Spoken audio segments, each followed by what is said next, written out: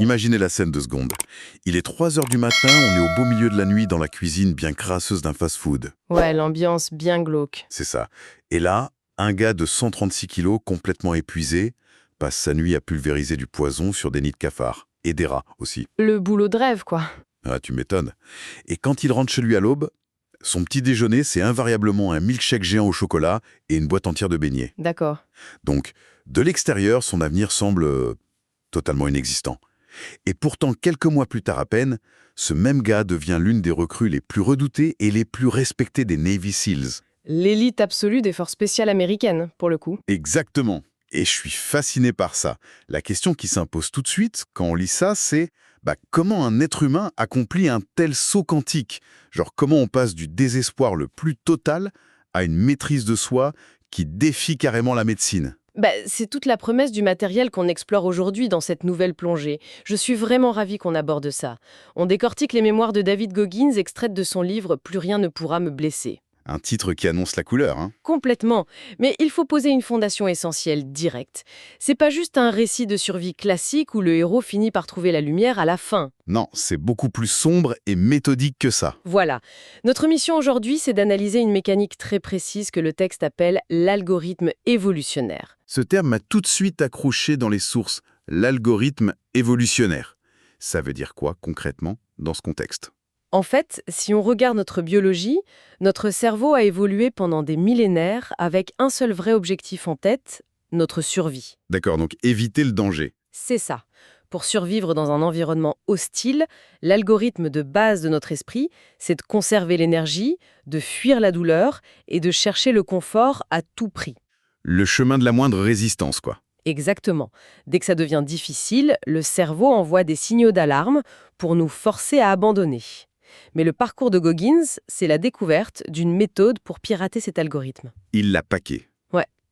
Il a compris comment prendre la douleur extrême, les traumatismes, et s'en servir non pas comme d'une excuse, mais comme d'un carburant pour reprogrammer son système nerveux. Et pour comprendre l'ampleur de ce piratage, il faut vraiment remonter à la source du traumatisme.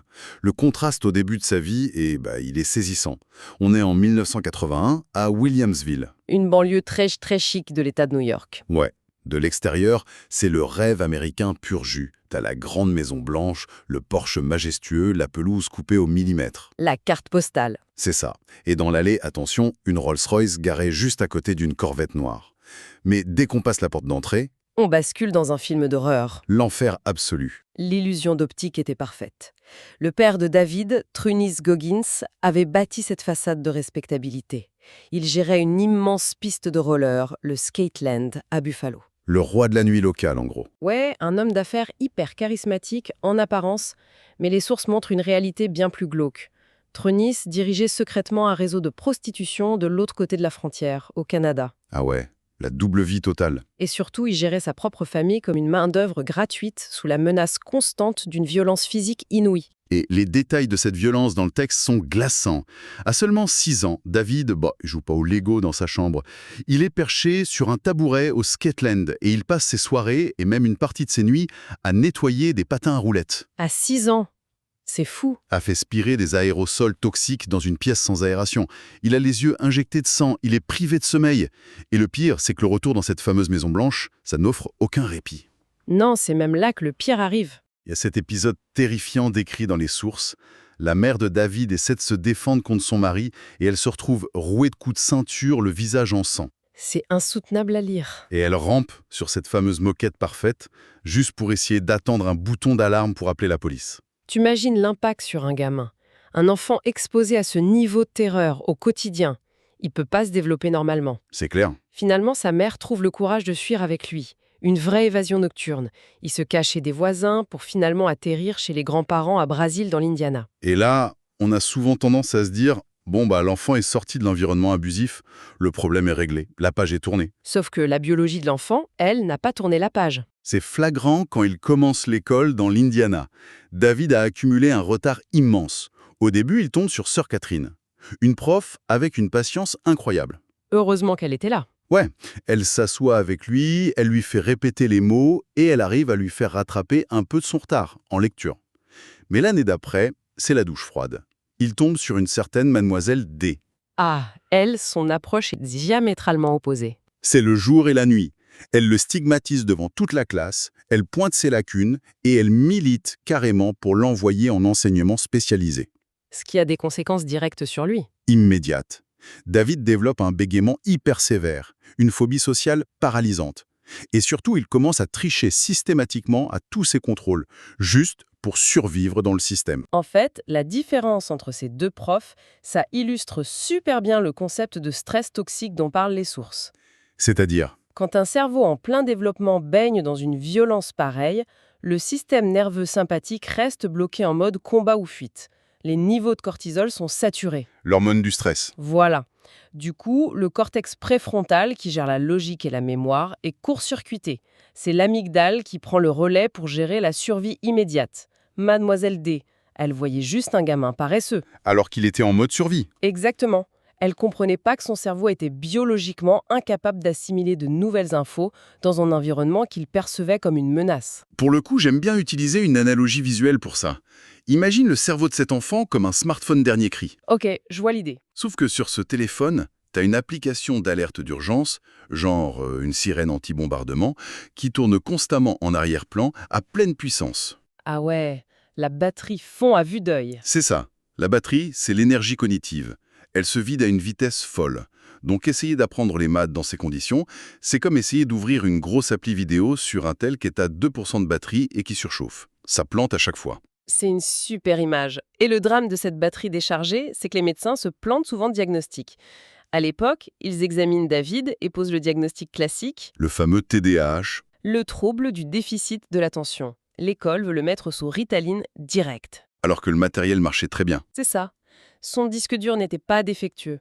Son attention était juste accaparée à 100% par la surveillance des menaces invisibles liées à son passé. Et le truc, c'est que fuir ce père tyrannique, ça semblait être la victoire ultime. Mais le corps de Goggins était toujours coincé dans cette maison à New York. Et c'est précisément dans cette faille que le monde extérieur va s'engouffrer pour rajouter une couche de tragédie. L'histoire avec Wilmos, son beau-père. Ouais.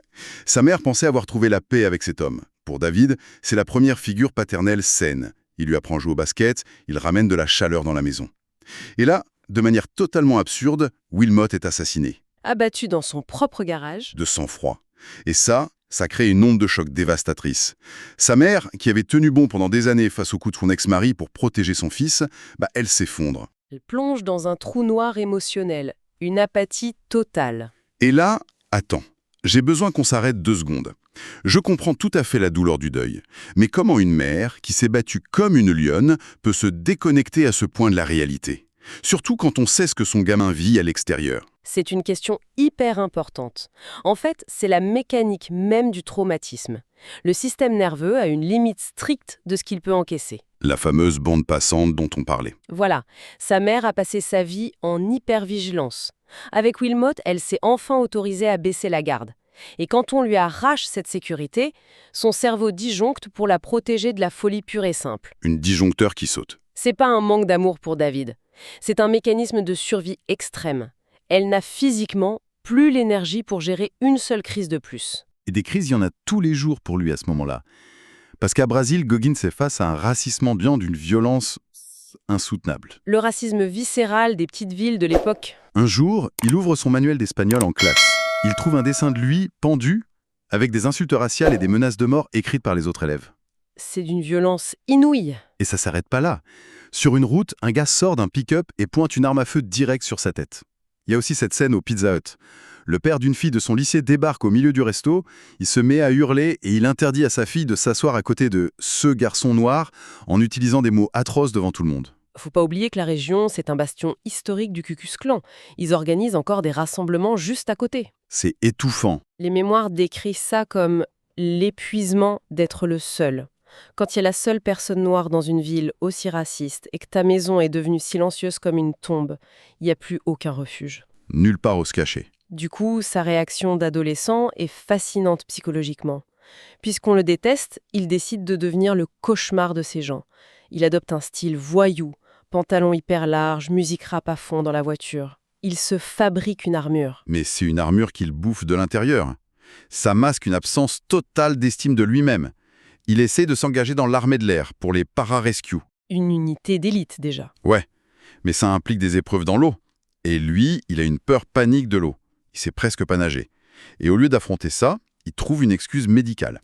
Les médecins détectent chez lui le trait drépanocytaire. Alors, faut préciser ce que c'est. C'est une particularité génétique du sang. Les globules rouges peuvent se déformer quand il y a peu d'oxygène ou beaucoup de stress. C'est pas une maladie grave en soi. Non, c'est pas invalidant. Mais pour l'armée, c'est suffisant pour lui donner une porte de sortie honorable s'il veut abandonner. Et il saute sur l'occasion directe, il fuit l'inconfort, retour à la vie civile, et là, c'est la chute libre. Il monte à 136 kilos, ce qui nous ramène à notre scène de début. Les fameux cafards. Ouais, il bosse de nuit pour Ecolab, il vaporise la graisse dans les restos fermés. Et en lisant ça, je me suis dit un truc. Face à une mère absente et une société qu'il rejette avec autant de haine, est-ce que c'est pas complètement logique, biologiquement, de s'anesthésier? De chercher à tout engourdir, tu veux dire? Ouais, se gaver de nourriture, bosser la nuit pour croiser personne. Finalement, c'est la réponse la plus rationnelle d'un corps qui veut juste arrêter d'avoir mal, non? Rationnel à court terme, oui. C'est l'algorithme de survie qui tourne à plein régime. Faire taire la douleur au plus vite. Mais c'est précisément au fond de ce trou que s'opère un pivot majeur pour lui. Une prise de conscience. Une révélation philosophique. Il réalise que la haine des gens de la ville, c'est juste l'expression de leurs propres insécurités et de leur ignorance. C'est leur problème, pas le sien. Exactement. Et s'il se laisse détruire, s'il devient obèse et abandonne tout, il leur donne raison. Il leur file les clés de son avenir. Et cette prise de conscience ne se fait pas tranquillement chez un psy. Elle frappe comme la foudre pendant une de ses nuits de boulot ignobles. Il est dans un resto, il tombe un énorme nid de cafards. Le plafond cède et une pluie d'insectes lui tombe littéralement dessus. Ah, l'horreur absolue. Il sort en trombe, dégoûté, pour jeter ses pièges dans une benne. Et là, il tombe nez à nez avec un raton laveur malade qui lui crache dessus. Le fond du fond. La coupe est pleine, il rentre à l'aube. Il lance sa routine de destruction, le milkshake géant, les beignets et il allume la télé. Et là, le hasard total. Il tombe sur un documentaire de la chaîne Discovery sur la semaine d'enfer de la classe 224 des Navy Seals. L'épreuve la plus brutale de l'armée. Des mecs recouverts de sable, qui tremblent de froid dans le Pacifique, qui portent des canaux sur la tête pendant des jours sans dormir. Le contraste est d'une violence folle pour lui. D'un côté, des mecs qui choisissent la pire souffrance pour forger leur mental. De l'autre, lui, 136 kilos, étalé sur son canapé, couvert de sucre. Le choc visuel. Il pose son verre, il va dans la salle de bain, il prend de la mousse à raiser et il se tond le crâne à blanc. Il se plante devant le miroir.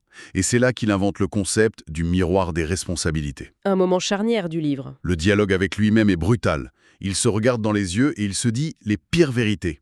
T'es obèse. Tu lis au niveau d'un gamin de 10 ans. Ta vie est une honte. Et surtout, personne ne viendra te sauver. Ni l'État, ni ta mère. Personne. C'est une démarche qui va totalement à l'encontre de la psychologie moderne qu'on entend partout aujourd'hui. Ah oui, on nous dit d'être indulgent avec nous-mêmes. Exactement. De s'accepter, de protéger son ego. Le miroir des responsabilités, c'est l'inverse de la complaisance. Il utilise le dégoût et la honte, non pas pour déprimer, mais comme une étincelle pour réagir immédiatement. Pour bien comprendre ce miroir, j'ai une autre analogie en tête. C'est comme un audit financier, mais pour l'âme. Un audit sans pitié. Voilà, plus de comptabilité créative. Si le compte est à découvert, genre obésité, illettrisme, tu l'écris en gros sur un post-it. Tu colles ça sur le miroir. Chaque post-it, c'est un problème brut, sans enrobage, pour ménager l'ego. L'honnêteté la plus totale. Une fois le constat posé, il doit s'attaquer à l'impossible. Et la tâche qui se fixe dépasse l'entendement. Il décide qu'il va devenir un Navy Seal. Il appelle des dizaines de recruteurs, la plupart lui raccrochent au nez quand il annonce son poids. Tu m'étonnes. Jusqu'à ce qu'un recruteur dans l'Indiana, un certain Charles Joe, accepte de le voir. Goggins monte sur la balance. Verdict ? Ce qui veut dire perdre 48 kilos. En moins de 3 mois. C'est délirant. Physiologiquement parlant, c'est une violence sans nom. Plus d'1,5 kg par semaine. Le métabolisme lutte de toutes ses forces contre ça parce que le corps croit qu'il est en train de mourir de faim. Et la routine pour y arriver, c'est de la torture pure et simple. Réveil à 4h30, 2 heures de vélo elliptique intense, ensuite la piscine. Et pour vaincre sa peur de l'eau, il nage en tenant des briques à bout de bras. C'est radical. Après ça, circuit de musculation de plusieurs heures. Tout ça en mangeant quoi? L'équivalent d'un blanc de poulet, quelques légumes verts par jour. Et le défi n'était pas que physique, il y avait l'intellectuel aussi. Ah oui, avec son cerveau abîmé par le trauma.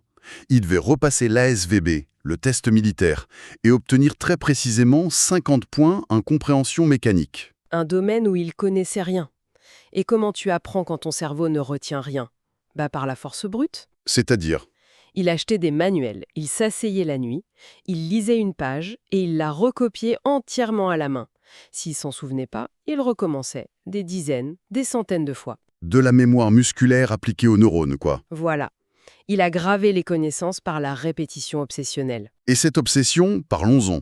Parce qu'il y a un passage qui m'a vraiment interpellé. Un jour, il fait des tractions. Son post-it dit qu'il doit en faire 12. Arrivé à la 11e, il lâche la barre, ses muscles suivent plus. Il rentre chez lui. Mais ça le ronge. Au beau milieu de la nuit, il reprend sa bagnole, il retourne à la salle de sport déserte et il se force à faire 250 tractions supplémentaires. Juste pour se punir de celle qu'il a ratée. Et là, j'ai une vraie question pour toi.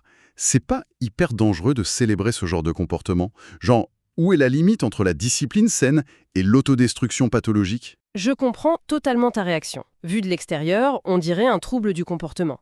Mais faut regarder ça à travers le prisme de ce que Goggins appelle l'endurcissement mental. D'accord. Souviens-toi de son point de départ. Son algorithme fuyait l'inconfort en permanence. Il fuyait l'école, l'eau, il se réfugiait dans la bouffe. Son cerveau était un expert de l'abandon. Donc une méthode douce n'aurait pas marché. Jamais. Ça n'aurait pas suffi à réécrire un code source aussi endommagé. Avec ses 250 tractions, il punit pas ses muscles. Il punit la petite voix dans sa tête qui a dit « C'est bon, 11 tractions, tu peux t'arrêter ». Il exécute cette voie, littéralement. C'est ça. Il prouve à son cerveau qu'abandonner n'est plus la solution de facilité, parce que la punition sera 1000 fois pire. Il court-circuite son propre système d'alerte, en fait. C'est fascinant. Ça nous amène vraiment à la vue d'ensemble de cette méthode. De la piste de roller toxique à Buffalo jusqu'à exploser les standards de la marine américaine. Son algorithme, c'est la fin des excuses. La responsabilité personnelle poussée à l'extrême et la recherche volontaire de l'inconfort. Mais la valeur de tout ça, pour ceux qui nous écoutent, c'est quoi? On n'a pas tous besoin de perdre 50 kilos pour devenir des forces spéciales? Et heureusement, mais les outils du livre sont applicables au quotidien. La première étape pour quelqu'un qui se sent coincé, c'est de trouver un miroir, prendre un post-it, écrire la réalité brutale sans filtre. Et ensuite? Ensuite, découper ce problème énorme en toutes petites actions immédiates. Le but, c'est pas de réussir du premier coup, c'est de réapprendre au cerveau que c'est nous qui avons le contrôle, pas la peur. Faire une petite chose inconfortable chaque jour. Reprendre le volant de sa propre vie, quoi. Exactement. Pour conclure cette plongée, je voudrais qu'on repense tous à cette Maison Blanche du début, à Williamsville. La prison parfaite. Voilà. De la rue, c'était le sommet de la sécurité et du confort. Mais à l'intérieur, c'était l'enfer. Et c'est exactement l'illusion que notre biologie nous vend. C'est là où je veux en venir. Si notre cerveau est programmé pour nous garder en sécurité, au chaud pour fuir la douleur, ça veut dire que notre propre esprit est le bâtisseur de cette Maison Blanche invisible. Il veut nous enfermer dedans. Cette petite voix sympa qui te dit de rester sur le canapé au lieu d'aller courir sous la pluie. C'est ça, notre plus grand adversaire. C'est pas la société, c'est pas notre passé, c'est notre propre instinct de survie. Et si cette petite voix rassurante, c'était en fait le vrai monstre qu'on devait terrasser pour découvrir de quoi on est vraiment capable. Il faut détruire la maison pour affronter la tempête. Et apprendre à en devenir le maître? Une belle pensée à méditer.